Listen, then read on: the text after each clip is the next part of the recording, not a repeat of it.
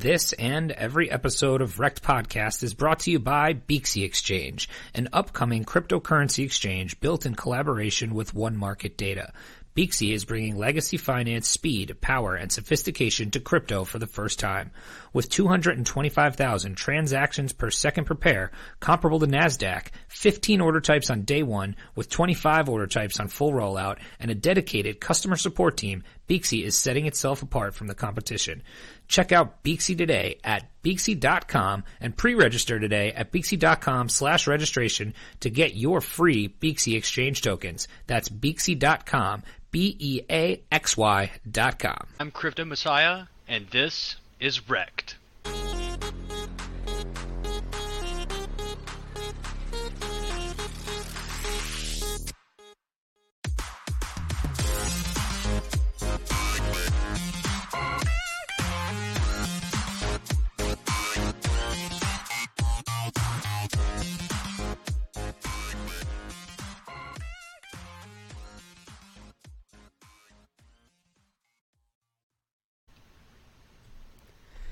Hello and welcome to Rekt Podcast. I am Bunchu alongside both of my esteemed colleagues and co-hosts. Cynthia Wood is alive and joining us today in the flesh. Cynthia, it's been quite some time. It has. I know Raptor Jesus is celebrating that I am back today, but I am here.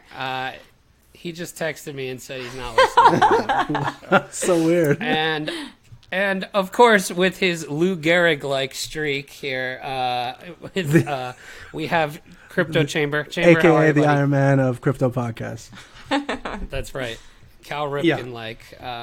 What's up, man? Nothing, man. I just finished a weekend. It's my daughter's birthday at the beginning of July, but apparently we have to have a party this weekend. So I hosted about 16 or 17 kids at a foam pit jumpy place where, it was just absolute fucking bonkers. Living the dream. Sounds like your nightmare. I yelled at like 3 kids that weren't mine. It was awesome. The best is they probably weren't. I don't even think they were either. They're just like other people. What the hell are you doing? Get over here. Get in the picture. And joining us today, we have a very special guest. You know him as Crypto Messiah. How are you, buddy? I'm doing well. Thanks so much for having me on, guys. Much appreciated. Absolutely. We were talking a little off before we started recording, and I'm feeling it with you. I have what happens as a late hangover. Like, it didn't hit me until like 3 or 4 o'clock, and then that's how you know you're old, when you get the late hangover. It's kind of later in the afternoon, you think you're okay, and then, maybe you start to sweat a little, maybe it's a little hot, you're feeling the forehead, wait, do I have a fever?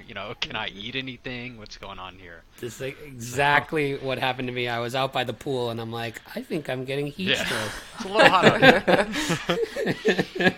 That's funny. But before we get started, I do want to mention our newest sponsor, Lolly. So if you're interested in accumulating Bitcoin, you need to check out Lolly. That's Lolli. You can find them at lolly.com and on Twitter at TryLolly. Lolly is the free browser extension that lets you earn Bitcoin when you shop online. For every purchase at one of the Lolly merchants, you can get up to 30% back directly to your wallet. Lolly has partnered with over 500 different merchants, including Jet, Overstock, SeatGeek, and Priceline, and it's safe and completely free to use, a great way to earn and share Bitcoin with your family and friends. Don't miss out on your chance to accumulate more Bitcoin for the next bull run. Check out lolly.com. That's LOLLI.com. And try Lolly on Twitter. I actually used it today, stacked some more sats, so that was pretty dope. I bought some stuff from jet.com and killing it. So didn't you get like $20 today or something? I saw you tweet something out like you got a whole $20? Like of BTC? Yeah, I spent no kidding. How exactly does Lolly work, guys? I mean, because I've had a couple of friends, that have used it, and they've said they've made purchases, and they've been able to kind of get kickbacks. But how does that even work? So it's pretty cool. It's actually just a Google Chrome extension, right? And then you have essentially a wallet address, and they're partnered with all these different online merchants. And when you go to their website, it automatically activates, kind of the rebate portion of it just directly to the extension. So when you check out and you make a purchase, depending on the merchant, it's anywhere from like 1% to 30% back on your purchase that you get in Bitcoin directly to your Lolly wallet after you make your purchase. So no, it's I pretty wonder how exactly that works though. Are these guys affiliates of these major retail sites, and so they're actually giving part of their kickback from the referrals to the users. I'm wondering how that model is working. We had Alex on from Lolly actually a couple weeks ago, and basically he Chamber, correct me if I'm wrong. Basically, what he said to us was that all these merchants are essentially the kickback in Bitcoin is actually coming out of directly from the merchant that's paying it, because essentially Lolly is driving more users to the site, so they know who's using the site from Lolly, and then it comes out of almost essentially like a marketing budget, it'd be this. Is the way he described it's very it. very similar to the if you were to get some sort of like frequent flyer miles or purchase bonus like points, but instead of points or miles, you get Bitcoin. Okay. That makes sense. Yeah, and it's directly out of their marketing budget is what. And do they do Amazon? Not yet. God, I wish. It's essentially we played a fun game doing that. It's essentially to to replace it. Right. So like Jet.com though has everything from I bought patio furniture today, and then I also bought groceries. So like you can buy pretty much anything you're looking for on Amazon, which is pretty cool. So yeah, but so if you haven't checked it out, check it out, Messiah. I'm interested. There you go. Because seriously, I mean, one of my good buddies, Crypto Core, has been talking about it. I've seen people on Twitter talking about it. So I'll be a late adopter. I'm gonna get in there. I'm gonna see what's up with that. Yeah, it's pretty cool. So, all right, let's get into it here. So, thank you so much for joining us. We always like to start with the origin story. I know some people hate those questions, but we want to know, kind of how you first got into crypto and Bitcoin and how you got to where you are today. Yeah, of course. So, it's actually not as glorious as some, might imagine. It was 2013. My girlfriend at the time, who's now my wife, she had it going on, right? She was about to finish her first degree. She was about to go to school for her second. And I was just kind of like floundering around, like not going to class, not knowing what to do. Just kind of really misdirected my life. And I started thinking to myself, like, you know what, like, she's got all this going for her, like at some point, like if I don't figure something out, like she's going to be like, all right, I got to move on. So I'm literally on my computer one day Googling, how to get rich online. How to make money online. And I distinctly remember this. This was early December of 2013. And I started seeing all of these memes about Dogecoin. Such riches, much wow. And I was like, this is easy. This kind of makes sense to me. I've been a computer gamer my whole life, always been a big nerd. So I had a PC already with a GPU in it. So I figured out you could mine this stuff. So I set up CG Miner, SG. I think it's just CG Miner back then. That SG wasn't released. And I mined Dogecoin, and I still remember that. How addictive it was. To see the hashes. I mean, I'd sit there and watch that little black box in my screen. This over and over and over again. But I made my Bitcoin Talk account. I started getting more involved, and I started kind of moving from scam to scam, following the hype. I feel like that's what when you first join crypto, that's what you do. You figure out what people are hyping, Yes. and then you buy it, and then you wonder why it keeps going down after you buy it. I mean, that's happened to everyone, really. So I kind of played around, doing that for a while. That was pretty much like a good summary of my 2014. Just over and over again, so and so's talking about this. I gotta buy it, And I had a lot of ups and downs in 2014. I had a lot of insane plays, like Mintcoin, Blackcoin, KCNX. Back in the Mint Pal days, times are really crazy, and I had a lot of plays that I got absolutely. Can you curse on here? Yes. I need to determine my demeanor moving forward because I've been known to use some dirty words. So. We are marked explicit. Okay, just making sure. I don't want to mess your audience up here. But okay, so I kept getting fucking wrecked just over and over and over again. And I eventually was like, wait a minute. So, like, there's these guys, that are posting these graphs on Twitter. Like, what is this? What are they doing? Because these guys always seem to know what's going on. It's crazy because, this guy and two of them in particular that I remember that are still active today, one more so than the other. This is Noose and Dre for you. They would post a chart and be like, yo, this is about to go up, and then it'd go up. And I was just like, what the fuck? Like, this is sorcery. Like, it's really crazy. So then I started actually studying TA and stuff like that, and I started improving a lot. 2015 was essentially me learning how to not get wrecked. That's literally the entire year. I met up with this dude named Sebastian Shepis on TradingView. I was at that point, like, I'd gone back to school. After a while, I was pursuing my computer science degree, so I had already started picking up like some basic programming and stuff like that. And Sebastian was the founder of Syscoin, which is still around, and we just kind of hit it off on TradingView, and he was trying to learn how to trade as well, and we became friends, and we just decided like, bro, there's like 200 different indicators out there. I mean, just hear the noob in this, right? There's 200 different indicators out there. Surely, if we look through them all, we can find some kind of magic combination to where, when the MACD is turning up, when the RSI is at 57, when the stochastic is turning down after, blah, blah, blah. Surely there's like some magic sauce. So we literally just wasted like 3 months of our lives every single day writing code Pine script to figure out this magic secret sauce, this combination, which all culminated in this wild indicator that piled like 80 indicators into one called Alpha Bucks Disruptor. We thought we were freaking gods. Then again, it was trash. It didn't work. Indicators are terrible. So that was the lesson in that. And I started learning kind of my niche was more, rather than TA, which is something, that I definitely can do and I've always been able to do, I am a straight degenerate, and my risk tolerance is extreme. So when I'm investing in projects now, I'm more of a fundamental guy. And, of course, fundamentals in crypto, it's a meme, but it's also not a meme. All of my biggest wins have been fundamental based plays. But 2016 was really that for me. I decided, hey, I've been in crypto for like 2 years now.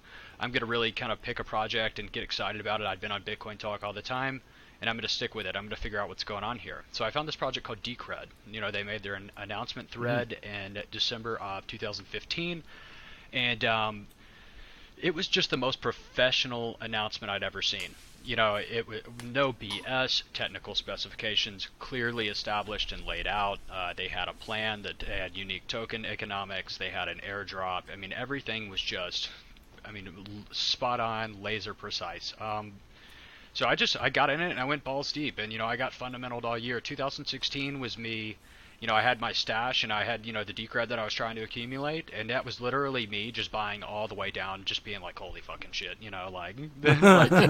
like this is going to zero. Like, are you crazy? What are you doing? Because literally, if you look at the chart on Decred in 2016, it literally just went down all year. It was one of the hardest years in crypto for me because it was at a point in time where there's definitely some people that had success in 2016. And I was having to watch these other projects, blow up, and then at the same time watch mine just continue to dump, just over and over and over. But I stuck to it. I went on the bag holders quest at the end of 2016, and I actually became community manager for Decred, along with Coin Artist, who a lot of you guys know on Twitter. She's CEO of Blackgate Games now and founder.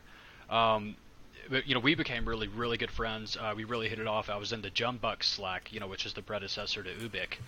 And, I literally was like, yo, I'm a huge Decred bag holder. Like, the devs don't know what they're doing in terms of marketing or community development at all, and I finally complained and annoyed them enough to where they've said, all right, then you do something about it.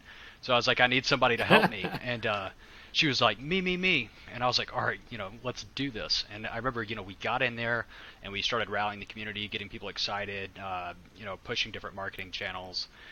We made a lot of promotional content videos. Of course, Coin Artist did those really famous puzzles. She did a bunch of them for Decred. So, it brought a lot of hype, and not only that, but it brought a lot of speculators into the currency. And, one day I was on Twitter, and I remember distinctly, one of the best ways to kind of get people to find out about your project sometimes is hijacking their tweet threads, right? I mean, we've all done it at some point.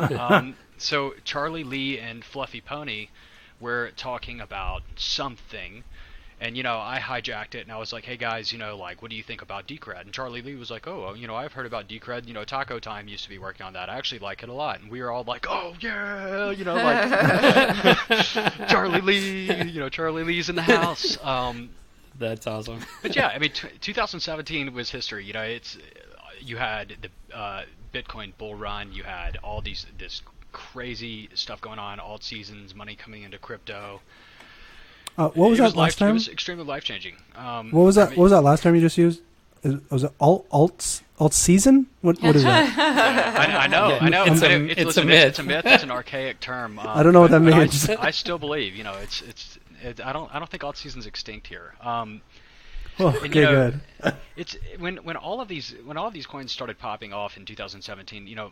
Most people weren't here then, but even the people that were here, it's very difficult to remember and realize. I remember it very distinctly because of how I felt from Decred, but people were hopeless when this stuff started going off.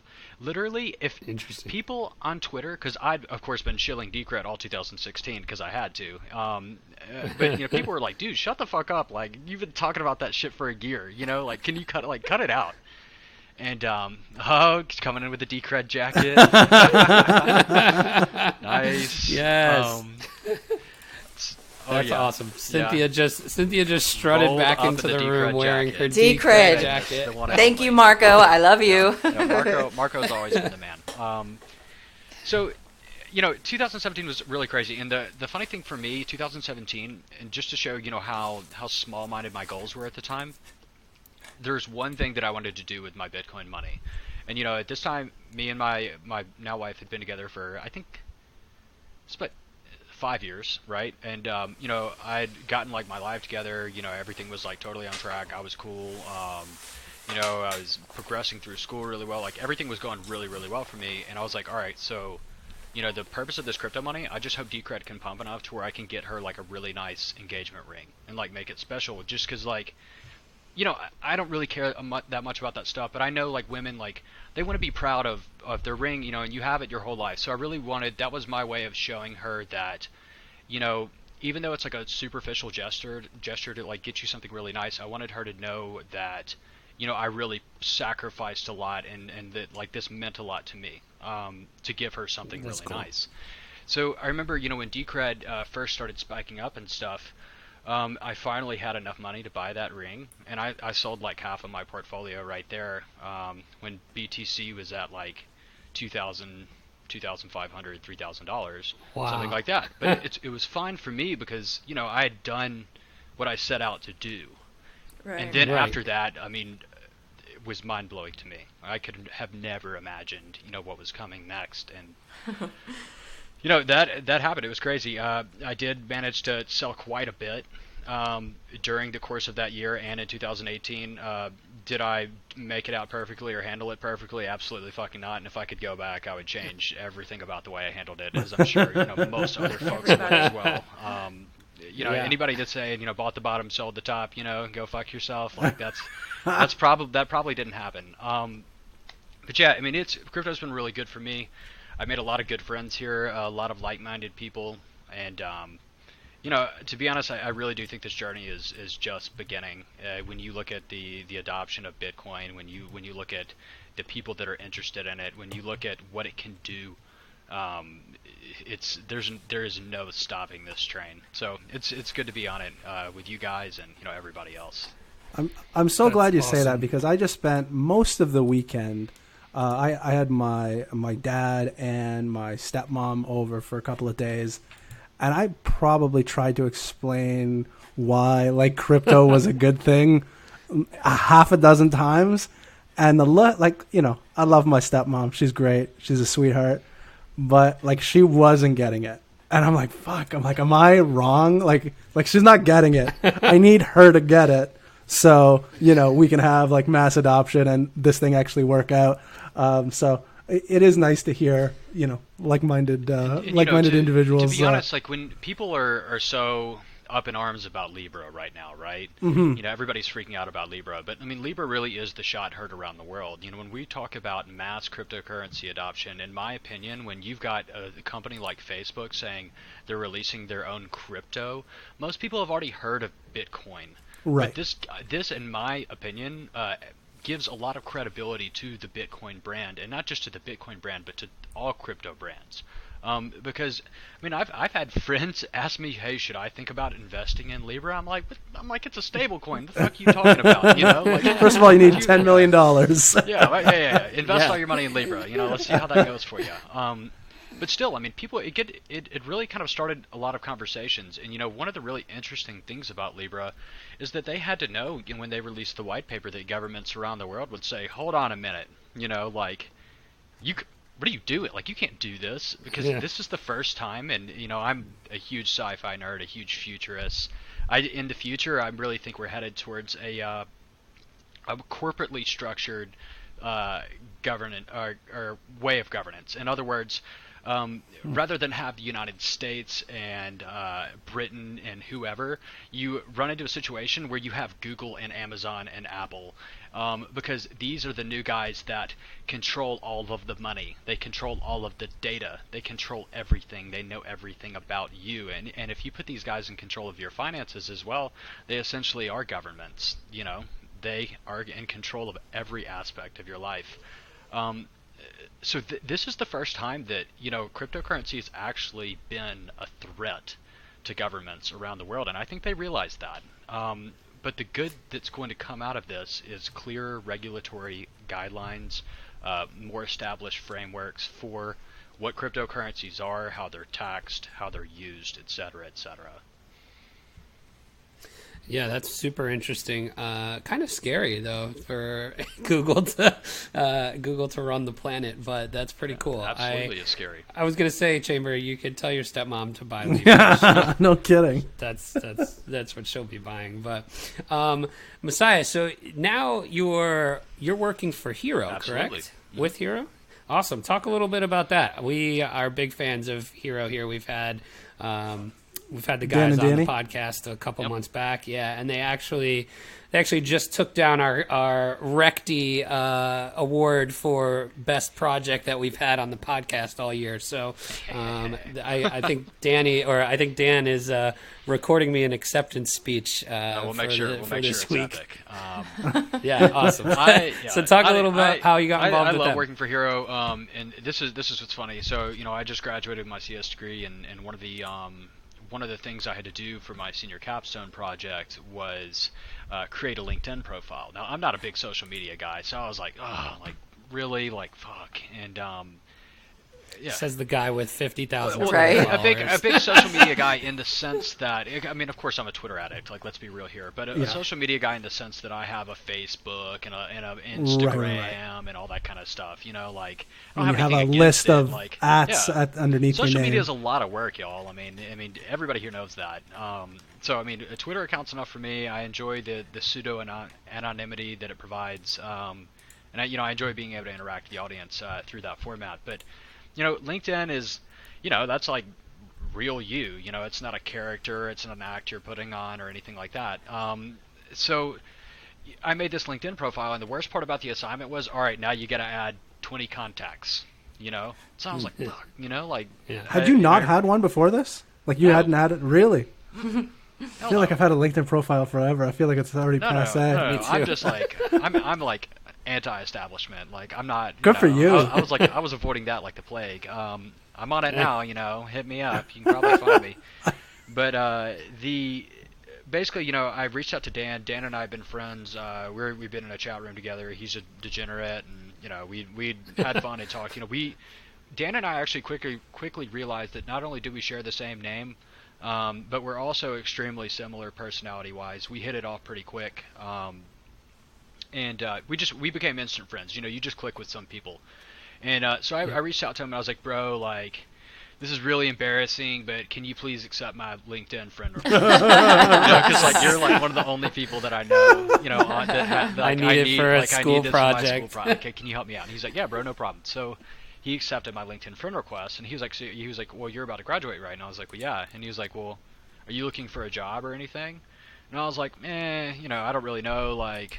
I'm kind of doing my own thing. Like I've got my own little startup thing on the side, that I'm kind of running, and I'm full-time crypto, and I was like, I don't really need a job, but I'm pretty sure my wife's about to kill me, because she's mad that she's a nurse, she has to go to work and be on her feet and, for 12 hours a day. She's got tough hours and too. She's like, dude, you sit at home all day and just post on Twitter and you make more money than me. She was like, that's bullshit. She's like, you literally don't do anything. And I was like, okay. So Dan asked me if I wanted a job, and I was like, well, fuck, I'm pretty fucking bored. Like, we're in bear market, like, let's do it. Like, I played Hero. I was a user before I was an employee, and I really enjoyed it. Got really addicted. So I got on, and I'm their lead marketing analyst. A big part of my job is data collection and aggregation. So I've written a bunch of scripts that scrape data from our big database. That the Hero game is connected to, so we analyze player data, platform data, things like that. But the best part of my job is that, like, it's really multifaceted. It's a startup, so I get to wear a lot of different hats. A lot of my job is, we've got our own podcast that's due on Friday. I'm about to crank up the daily Twitch streams, and, we're going to use those as funnels for the platform. But I also get to do other really cool stuff like Hero Labs. So I'm really interested in markets, of course. So designing artificial intelligence for Hero Labs that's going to give projections to users. They can pay for advanced analytics on all sorts of different markets and different time frames. Having a ton of fun with that. Different studies, on-chain analytics, off-chain analytics, correlation heat maps of different assets, and to see what moves with what, et cetera, et cetera. But I mean, it's just a really multifaceted job, and I get to kind of, as long as I'm doing something, I get to kind of do what I want, which is, I mean, that's all anyone could ever ask for. Because one of the biggest things that I enjoyed about being a full-time crypto trader is the freedom that comes with it.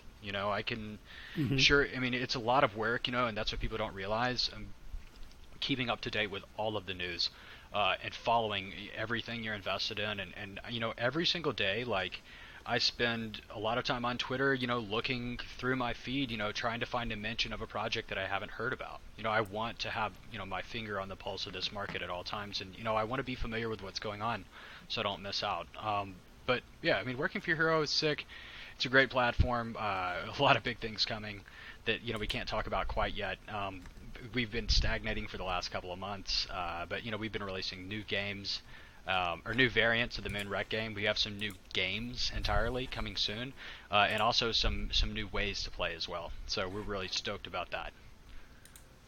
That's awesome. Big fans. So I wish you guys all the best of luck good folks with behind that. it too. I mean, working for Dan and Rob is an absolute pleasure. I mean, both of those guys are real stand up, and I mean, they're great dudes, and I think they're brilliant and have great heads on their shoulders, and it's working with them has been incredible.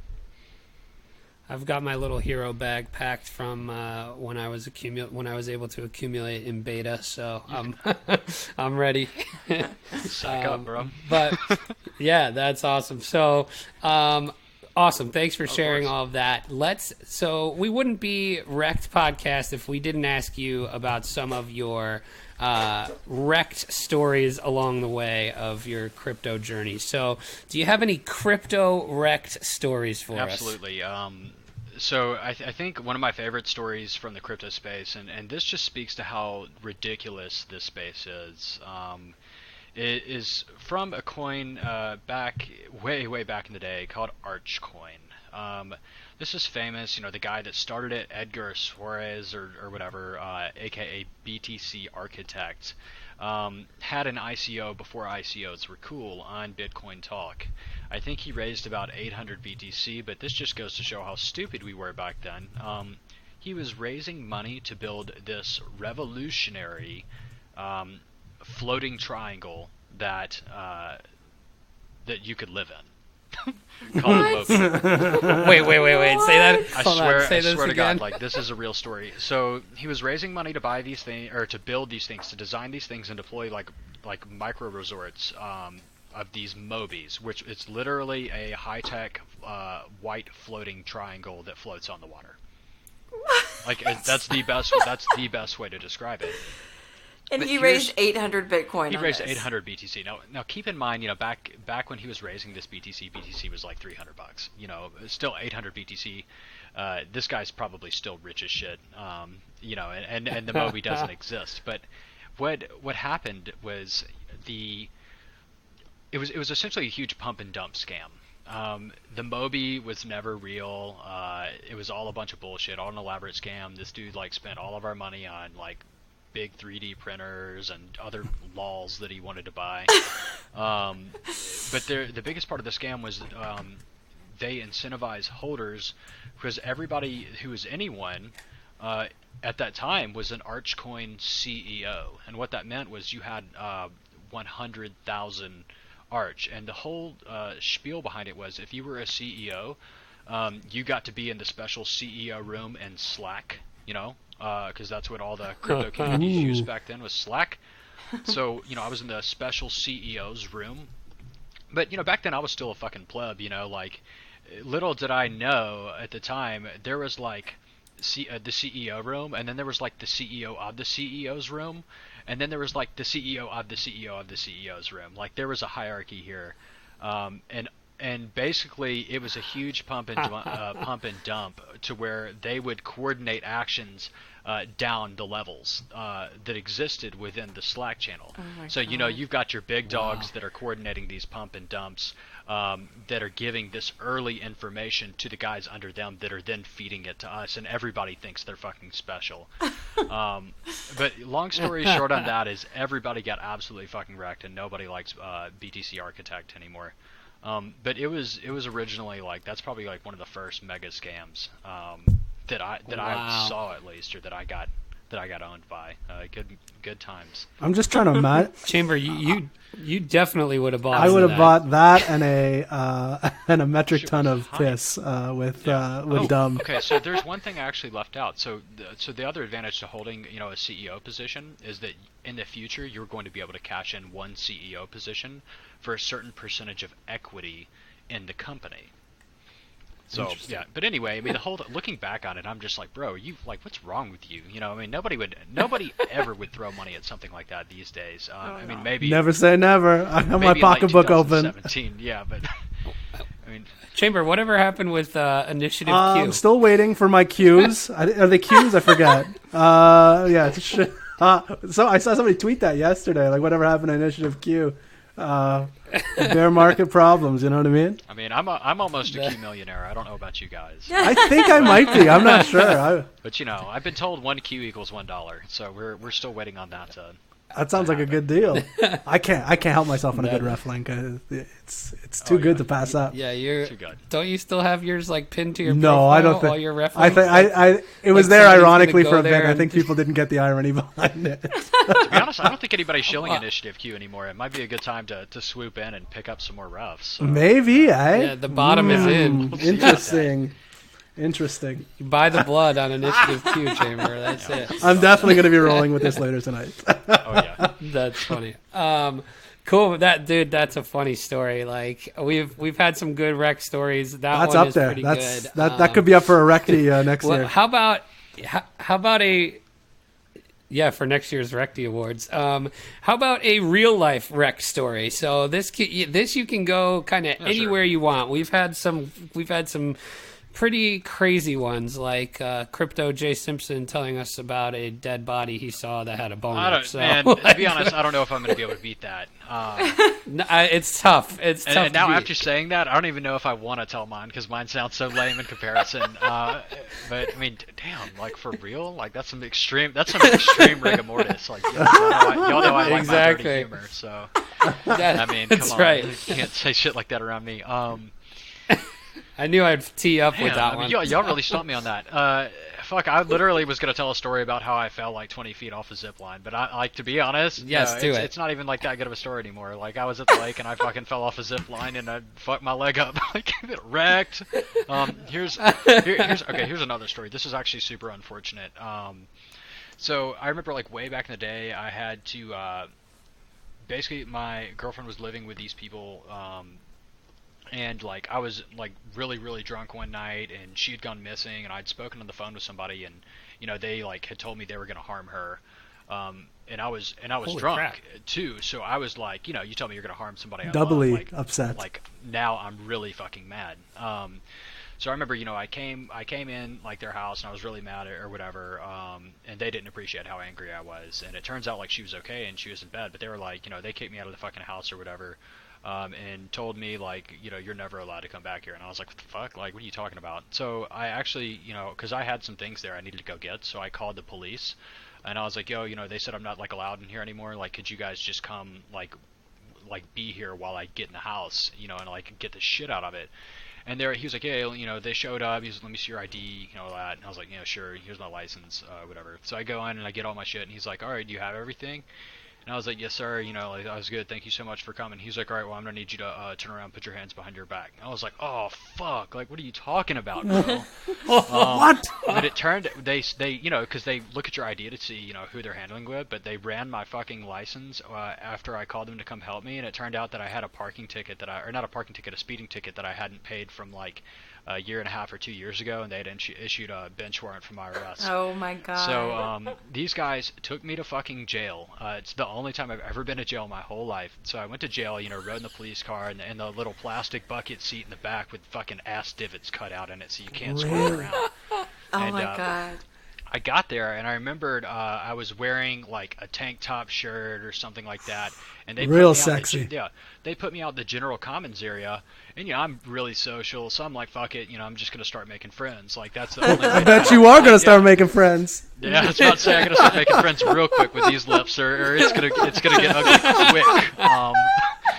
So anyway, I'm starting to make friends now. So I'm talking to this guy. He's sitting to my left. We're in this common area, and it's like there's benches lined up like church pews, just in rows, and there's a TV in the corner. It's literally extremely like cliche. It's just like you see in the movies.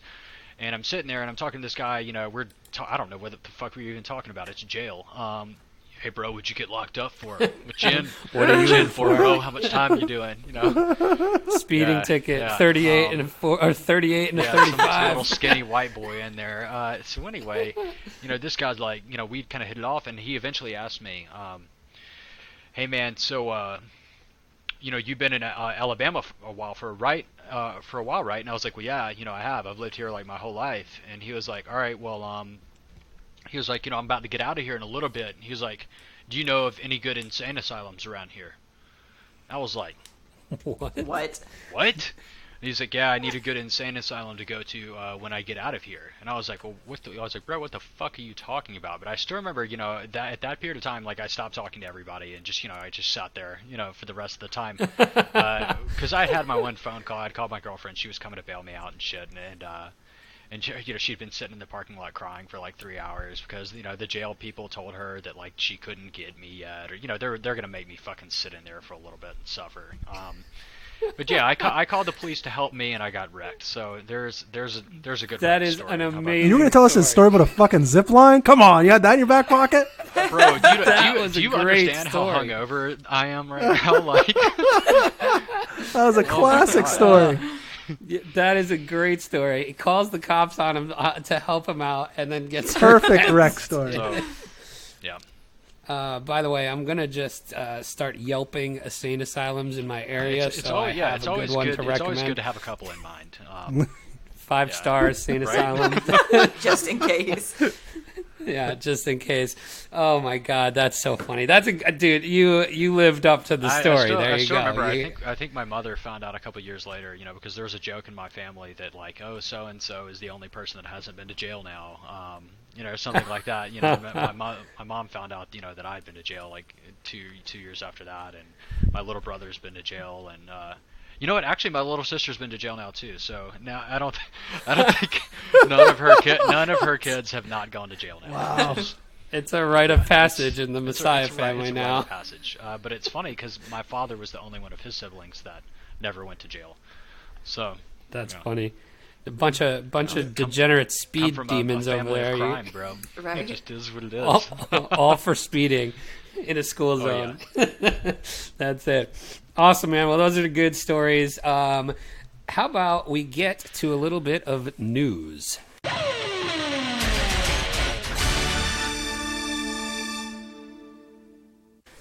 Chamber, you got a news story for us I do today? have a news story for us. Hit us We with had it. I want to say maybe 2 weeks ago, we had Celsius Network on. They popped into the news yesterday, and this is via Masari.io from Yahoo Finance. So Celsius faces pressure over its ICO token, suspending distribution with immediate effect. Celsius, a global cryptocurrency lending startup, could be in some hot water over the status of their native token after it took a precautionary measures this week to suspend the asset's distribution in the U.S. The firm, which sold CEL tokens for $50 million in an ICO in March 2018, sent an email to its American users explaining that the interest payments in the token CEL has been put on pause for with immediate effect, saying the move was prompted following instructions from its legal counsel. So another man, you guys in the U.S. Rekt. Thank goodness I got a little bag of CEL, but yeah, not affected here in Canada. So I wasn't on that episode. What did they say anything about? No, it when they were not at all. talking Yeah, to this you? is news to me. So yeah, Interesting, very interesting. So I'm guessing, obviously, if there's interest distributions, that obviously brings some they were very similar to security. laws, Yeah. but- yeah, they were very similar to BlockFi in kind of the idea behind the project. The only difference is they did have an ICO and a native token, and in the app itself, you can get more interest. So if you deposit Bitcoin or Ethereum or Litecoin, you can get an interest payment in that, but you can get 25% more interest if you choose to get your payout in CEL in their native token. Oh, interesting. Yeah, so if you're getting 4% on Bitcoin, by holding Bitcoin, you could technically get 5% in CEL, and it seems like that's what they're getting. In the U.S., that's what's being the issue. Yeah, that's probably the red Yeah. flag. I mean, it doesn't seem terribly it doesn't seem like they're going to be in big time trouble, but that would be, they probably just will have to Right, shut that and it's off actually for also us. causing other exchanges to kind of be a little hesitant when it comes to adding them onto their list of pairings. Interesting, very interesting. And then next news story, Cynthia, you got one Yes, from us or for us our from friend of the show, John McAfee, who is currently running for president. He has announced that his presidential headquarters is in Havana, Cuba. His Sweet. campaign in exile, as he calls it, under the banner of the Libertarian Party. Obviously, he's being forced to do this because he is in trouble for tax evasion. He hasn't paid taxes in like 8 years or something. Speaking of this, I got a letter from the IRS yesterday saying that I owe $13,000 in taxes from 2017. Oh, boy. Ouch. Do you actually? Was it a real a real letter? Oh, it's a real letter. Ow. Where does that stem from, though? Was it, hey, you owe 2000? Like, how do they know how much you owe? Is what I'm getting at. Well, so they said. So I'm looking into the actual source of of where this came from, but there's something on the statement that basically says that someone reported, like some company reported that they distributed me like $60,000 in income, which never happened. That so is I have to really go figure weird, out. bro. Yeah, right. So under my social security number and everything, so I got this statement basically saying, "Hey, we have you with $60,000 more taxable income than you Stated, submitted." You only for." have to pay 13 grand on So, 60 on 60. That's not. Well, that's not it's awful. like I think it's like 11. Yeah, dude, welcome. I was about to say, reasonable. that sounds right. They gouge Yeah, us. so it's like 11, and then they charge You're paying me like some 24 grand on that IRS 60. fee. Yeah, right. So that was interesting, but so I might also be podcasting in that. Coming to you live from Havana. I'm sure McAfee would house you. Yeah, he'd take For sure. me in, and then I would Does just have to be McAfee scared watch this for my life. podcast? He's come on the show. Yeah, He was on it. Yeah. Yeah. Hey, I don't- John, if you're watching this, I'd really appreciate you unblocking me on Twitter. Yeah. Oh, we'll put in a good Appreciate word. it, brother. We'll put in the good word for you. Did you guys see like all the stuff like that he said that one of his like body doubles got? Yeah. No, I Yes. was seeing that on Twitter CIA. earlier today. It was a woman, wasn't it? There was the woman. I saw that one yesterday, and then a couple days ago, he said that they sent like a body double somewhere, and the body double got kidnapped, and he was in the hospital, and then the body double recorded like a video from his hospital bed that was like, "You might be able to shut down me, but you can't shut down McAfee." And God, It's bad. I mean, man, I don't know what's happening to those people, but they're getting beat up. Like the woman that I saw looked really bad. Like I was concerned. dude, her Yes, nose bro. was It so jacked. messed up that it looks like mine does normally. He has said that apparently he has 31 terabytes of incriminating data on government corruption, and that if anything happens to him, he's going to release this stuff to the press because apparently the Department of Justice is building some kind of sham criminal case against him. So it's like Man. straight out of He's a got movie. one of the most interesting Yeah. lives. Yeah. It really is, and you don't know He's if like he's, a I don't know if he's magnet for serious or drama. not either. Like, Right. he's not somebody that like if he says that, I wouldn't be like, no, you don't, bro. Like, Exactly, There's always going to be that in yeah. my Right. head that's like, wait a minute, like this guy might actually, I know this guy might actually exactly. have that. Like, That exactly. So anyway, that's gonna do it for us for the news. We are going to have a little fun with our guest here with a little bit of Rekt Rapid Fire.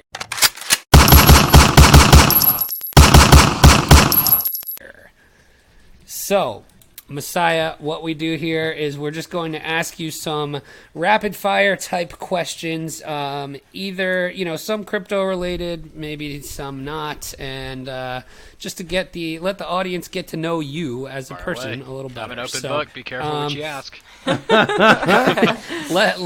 let's start with a crypto question. What was the first altcoin you ever purchased? So let's say aside from Doge. Earthcoin was my second purchase after Doge.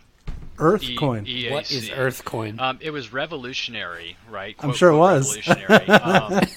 Game-changing technology that actually had some kind of a mission based on like moon cycles or something like that. It was some bullshit, but All right, I'm listening. I'm listening. I mean, dude, in 2014, like, literally, here's your fundamentals. Is it the next Bitcoin? Oh, it is. Bitcoin Buy it.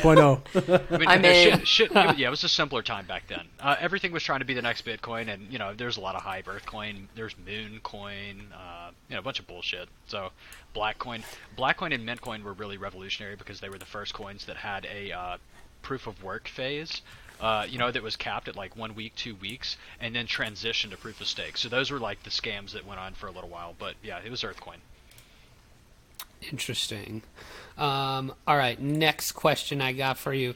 What would be your weapon of choice for a zombie apocalypse? Well, I already have that weapon of choice because, I'm an American and I keep my shit prepared. But that would be my Wilson Combat AR-15 with my EOTech hollow sight that I have. That seems like a fake Wow. weapon. What? It looks like That's a it- Call of it is a Duty Call of weapon. Duty weapon, 100%. And my wife absolutely hates it. She's not about guns at all, but I am. And But you're yeah, down there in that's- Bama. They love some Dude, guns down in I'm Bama. the craziest thing about this is over Thanksgiving, my uncle's got a farm in Opp, Alabama, which is, it's they have the rattlesnake rodeo there every year. Okay, Nice. this is some redneck ass shit. So this is where my family congregates on Thanksgiving. We go there. I brought the AR down, and literally, we were shooting this thing like pop, pop, pop, pop, pop, pop, pop, pop, pop, pop, pop, pop, pop. I mean, it was crazy. But yeah, it's definitely not something. Those It's poor not something to be turkeys. fucked with at all. Like this thing will tear you up. I got a question for you. You said you brought it with you. I live in Canada. We have hunting rifles and shotguns. It's kind of difficult. They don't have. They just have squirt. I mean, no, literally, Just water like, I guns. grew up hunting and fishing. So, in Canada, a 300 mag, rifle is kind of like a big gun, maybe like a pump action 12 gauge shotgun, but that's about it. How does one transport an AR-15 to somewhere else? Like, do you have It's in a case like any other gun. like You a know, got lot, little like black- yeah, I wasn't sure if you had like a special like. No. And honestly, you don't even have to have a permit to own one. Like you just have to they just have to do a background check on you. In Wow. Alabama, it's incredibly easy to purchase weapons. So anybody wants to come to my house, you watch the fuck out. Like That's amazing. for you. I tried to convince my wife to get a gun. And she was not having it either. Honestly, here's my opinion though. This is a crazy fucking world we live in, and I honestly hope I never have to shoot that gun at all. But I at least have a pistol in your bedside table. That's what I'm saying. That's my I agree only thing. 100%. If somebody comes in the house and wouldn't you rather have it? Right. instead of You don't want to be "Fuck, I looking should've for a had gun that." when you Yeah. need one. That's. So- I'm with you. I'm the most American Canadian you'll ever meet. in your Hey, life. that's a pretty American attitude, bro. I was about to say. Right? I'm one of those guys that would rather settle my argument with a armed assailant in my home with words. Let's rap, buddy. Let's rap. All right, man. Rap battle. Drop your weapon. Hey. We're gonna have a rap battle. If you win, you can have all my That's shit. it. If I win, you leave my house. I don't know where you're from in Alabama, Messiah, but my family is from Dothan, Alabama. If you know I'm anything familiar about with Dothan. Dothan, Yeah, so very familiar. I'm very familiar with this backwoods. Okay, yeah, you know the Alabama life. We're Yes. we're actually out of Birmingham, so it's Okay, yeah. It's not like super redneck, but it's Birmingham Dothan is very redneck. The only thing I know about Alabama. Dothan's super redneck. My best friend in the world, Quan, who I've known for like the last 5 years, is from Tallahassee, Yeah, Alabama. Yeah. So yeah. yeah. I was gonna say the only thing I know Chamber. about Alabama is what I watch on Floribama Shores or whatever that is. That's. Bro, please no. That's. I'm like, You I would like watch these guys. that. These are Hey, some listen, good people. There's no shame in that. I watch all the trash. Ah, so that's I'm some very good familiar. stuff. I'm very. Me too. I'm familiar very with trashy. Alabama shit. Trust me on that. So it's funny. There's some pretty prolific crypto people from Alabama. You had Oh, that's Ledger, right. yourself, and then Rick used to live in Bama as well. We're actually all in a yeah. Alabama crypto group together. So yeah. That's funny. Oh, that's Yeah. awesome. I like Ledger though. He's one of my favorite. He's not even like new at this point, but he's one of my favorite like newer guys in this space. Really methodical, objective, and honestly, like Ledger's probably one of the nicest guys I've ever met in my entire life. 100%. Yeah, he's super So, nice. We had him on yeah. the show as well a while back. He was great. Chamber, does the gun though pass your zombie apocalypse test? Now, again, the way he set it up, in my mind, he has a weapons cache in his Right. backyard, buried in the dirt somewhere. It's a weapons cache. It's actually in the closet in our bedroom. No kids yet, so no gun safe. Oh, fair enough. That's yeah. good. So I think he would have enough ammunition to keep him alive for quite some time. We've got a lot of ammo. I'll put it That's that way. Okay, because I know your qualification typically is it has to be all time, like it's got to be evergreen. I feel weapon, like my bat won't last as long as the amount of ammunition he has at his place right now. But That's honestly, probably a true. bat like with some nails or some shit like that in it is probably one of the best zombie apocalypse weapons. You've got infinite Besides an ammo, AR-15 close with quarters, unlimited yeah, ammo. It's blunt force, yeah. But even that runs out at some point. Chamber, you got any? I rapid do. I got a fires couple here of you would want you me to keep rather's going? we could play around with. Oh, I love Okay. this. Let's All right. Let's do that. So, Messiah, would you rather have to use sandpaper as toilet paper for the rest of your life, or have to use hot sauce as eye drops? Oh my god. Oh.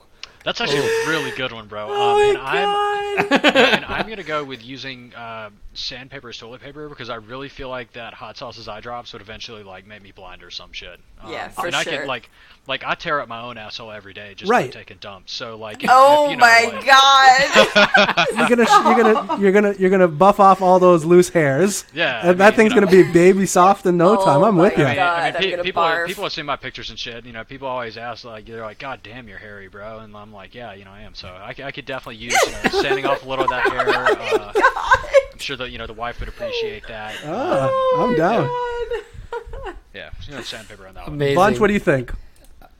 I'm probably also going sandpaper for toilet paper, and I actually get in trouble for this all the time because my fiance buys like the really nice, soft, like Charmin paper, and I fucking hate it. I hate it so much because it Yeah. shreds when you. There's something you know, to be said and- for and- medium toilet paper. Not too cheap, Yeah. not too expensive. Right. There's Just a thick sweet enough for your spot. finger not to poke through it. Exactly. No, guys, Exactly, you're doing it all yes. wrong. You have to use the flushable wipes. Oh, 100%. That is That's at the where end. cleanliness comes from. I'm telling No. you. Talking about, like the wet wipes. Yeah, Like, yeah. I'm down with the wet Yeah. wipes too. So, but you got to use those at the end. It's a must. That's like a 80% life hack. I've paper. been hearing about that for a while. I need to check it out. That's It's life a changing. must.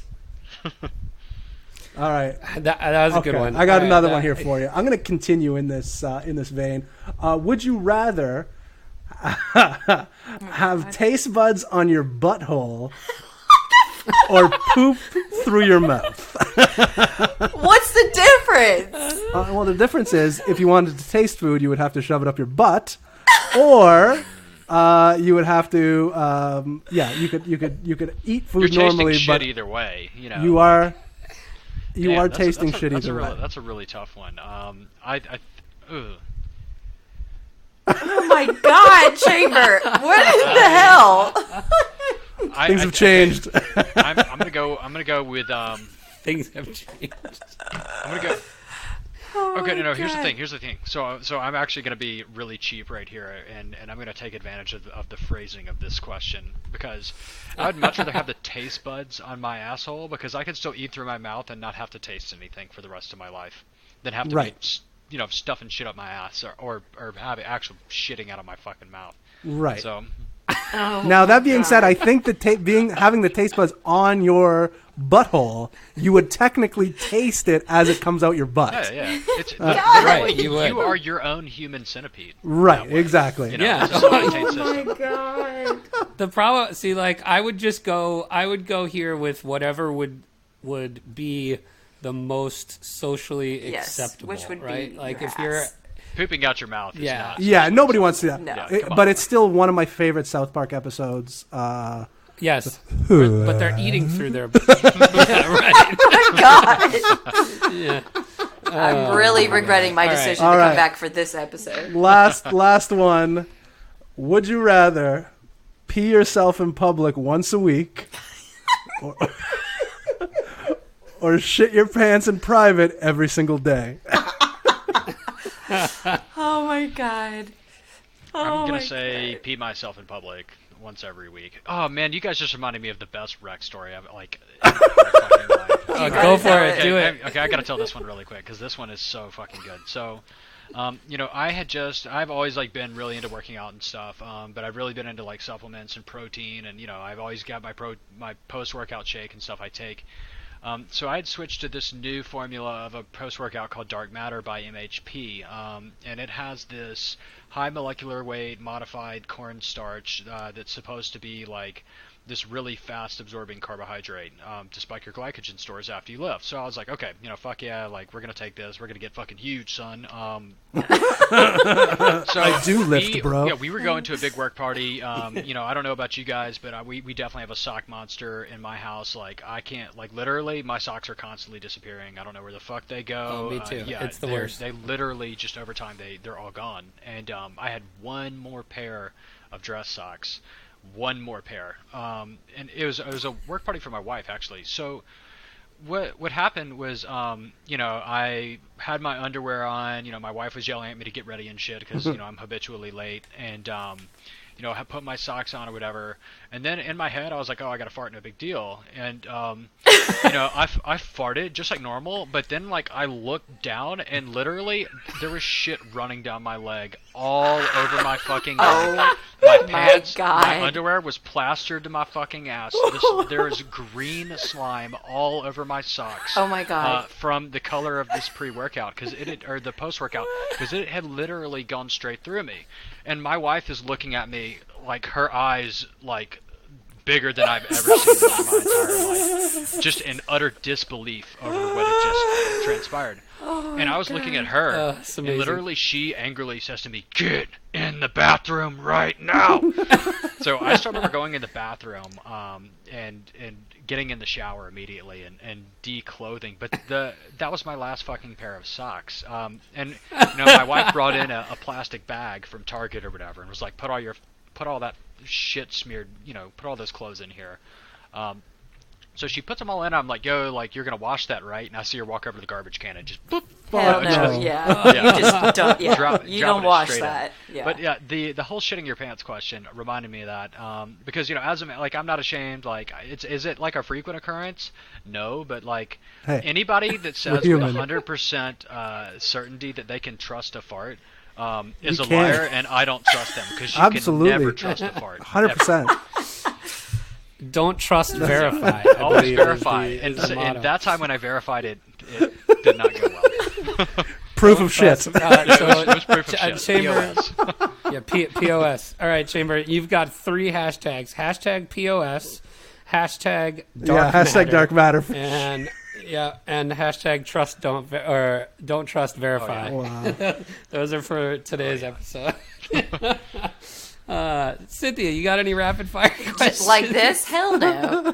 I don't know what's happened to Chamber since I've been gone, but Jesus Christ. Things have changed around here. I think hashtag things have changed. You let the boys run wild, and we turned into crypto Howard Yes, Stern. you have. I mean, there's a demand for this kind of content. There is. We're just filling a niche. We know it. We're all right. I'll give 2 more regular rapid fire questions here, and then we'll wrap up. How about, let's see, I always like to ask this one. What would be your go-to karaoke song? Oh, this is easy. I Want It That Way by the Backstreet Boys. Sick song. Hell yeah. Nice. Hell yeah. That's a great one. Speaking of, I think I spooked Charlie Shrem. I saw that. And I saw that. So we had Charlie Shrem on, and he's a huge karaoke guy, and he told us he goes every Saturday to the same place, and every time the bar is closing, he does In the End by Linkin that's Park. Such a good one. Yeah. And so I could picture him just rocking that out. And then he was hanging out with Peter McCormick, and Peter posted a tweet that said, got the royal treatment in Sarasota from Charlie Shrem. Big thanks, blah, blah, blah. And I just said, did he take you to karaoke? I hear he does a mean Linkin Park, and he must have not remembered telling us this. And he literally was like, "How the fuck did you know that?" like, are you guys following? Scary. How did you fucking know? Yeah. Oh, that's wild. That's wild. It was so funny. But all right, last one here. Let's see. Oh, I like this one too. What was your favorite Halloween costume you've ever been? Ooh. See, now Halloween, like, I love dressing up. Like, Halloween has always been really big for me. So probably, have you guys ever heard of Gunther and the Sunshine Girls? No. Have you ever heard the song that's like, da-na-na, ooh, you touch my tra-la-la. Oh, yes, like yes. What? My ding-ding-dong. 100% of that's talking about. Yeah, okay. So I dressed up as Gunther for Halloween many, many years back. That was definitely one of my favorites. That's awesome. Chamber, you got to find a drop of that song. It's going to be hard. Gunther and the Sunshine. Gunther and the Sunshine Girls. It's called the Ding Dong Song. And, the whole song is literally him being like this. like just making sexual noises. Like, it's some wild stuff. Oh my god. And this has just gone completely off the rails. The first 40 minutes of really intellectual and great content we just trashed, and that's why we are Rekt Exactly. Podcast. And but that's gonna do it, man. Thank you so much for coming on. We just want to give you one last opportunity to kind of plug where people can find you, all that kind of stuff. Anything you want to shout out? No, this is something on every appearance that I do. My final closing comment is always that people really just need to buy my bags, and and that'll make you and Give us that'll some make of your you bags. I'll me buy some of happy. your That'll bags. make you and me happy. You can find my bags at Crypto Messiah. Honestly, I'm in pretty good shit right now. I feel like it's been holding up. How about that? But I really am I'm super bullish on altcoins right now. I mean, alt season isn't tomorrow, but this shit is coming. People are saying it's never gonna happen. People are getting really, really depressed about their altcoins. The next, I'd say, 2, 3, even 6 months tops for me. I'm going to be trying to divert every possible resource I can into acquiring more altcoins. And what I tell everyone, dollar cost average. You don't know where the fuck the bottom is, so why try to pick it? Every week you need to, in your head, figure out your budget for getting in, and you need to figure out how exposed you want to be. And every week, clockwork, no matter what the price is, you buy. It's simple as that. It's really easy to do. Chamber, does that give you? Yeah, hope? I sold. I looked the other day. I had a bunch of MFT that I sold at 50 sats, and then I saw it was down 27 the other day. I'm like, ooh, that might be a nice Dude, re-entry MFT position. that's some dark shit right That there. is some dark shit, right? That is some dark shit, bro. I've not. Yeah. I'm pretty sure. I, I'm pretty sure Godson. Yeah, Godson got me. into it. I think I bought Bro, that. I think Godson got me back into it back in the day too. I don't have any anymore, but I definitely lost fucking. We should both 20% get back in at MFT. 27, Thank wherever God it I is got now. No, that's my whole thing, dude. Honestly, MFT 25 sat bro, nothing wrong with that. That's a fucking deal to me. But who knows? I mean, this shit could definitely go to 10. We'll see. It sure It's- could. It's literally become a meme at this point. And a lot of times these meme coins go freaking nuts. So we'll see what happens there. I liked your Twitter poll. I think was it from today where you asked if anybody has sold the bottom on an yeah. altcoin. Were those honest answers? Do you think? Here's the thing. I think most of the people that answered no are people that are newer to the space.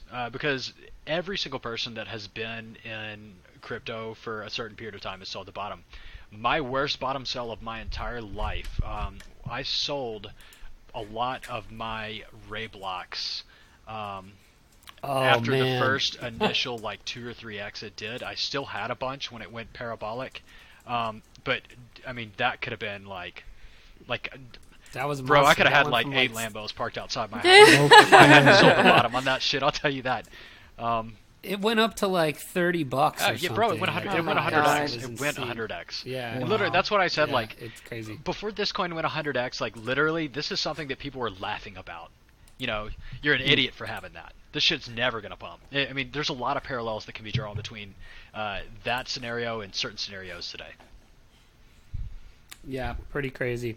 All right, man. That's going to do it for us. We totally appreciate it. We had a lot of too. fun. This was a good time. So anytime you want to come back on, you Listen, are guys, always welcome I on love Rekt. speaking and I love talking, obviously. So if you guys ever do need somebody to fill in, I'm always here. Perfect. Awesome. Cool. Well, that's going to do it for us. For everybody, I am Bunchu. This has been Rekt. And until next time, don't get wrecked. And that is financial advice.